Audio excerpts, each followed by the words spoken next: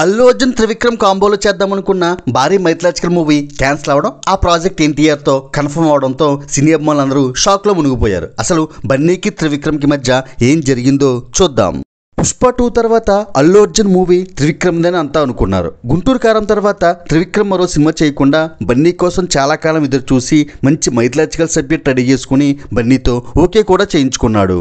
కానీ పుష్ప 2 రిలీజ్ తర్వాత బన్నీ రేంజ్ అమాంతంగా మారిపోయింది. బన్నీ పాన్ ఇండియా స్టార్ అయిపోయాడు. అదే సమయంలో అట్లీ సల్మాన్ ఖాన్ కాంబోలో ఒక భారీ సినిమా ప్లాన్ చేసింది సన్ పిక్చర్స్. కానీ అట్లీ చెప్పిన బడ్జెట్ కి సల్మాన్ ఖాన్ తో వర్కౌట్ కాదని వెనుకడుగు వేసింది సన్ పిక్చర్స్.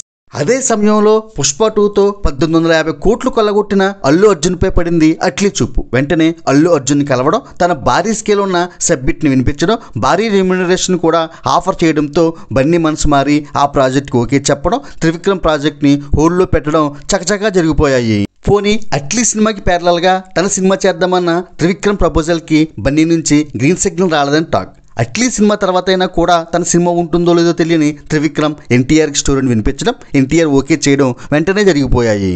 ఇలా తనతో 3 సినిమాలు చేసిన త్రివిక్రమ్ వదులుకున్నాడు బన్నీ. విచిత్రం ఏమిటంటే సల్మాన్ అవకాశాన్ని అల్లు అర్జున్ చేజిక్కించుకుంటే అల్లు అర్జున్ అవకాశాన్ని ఎన్టీఆర్ చేజిక్కించుకున్నాడు.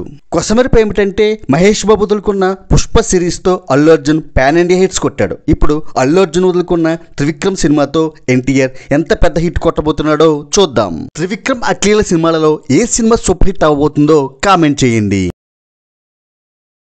సబ్స్క్రైబ్ సినీ మాస్టర్.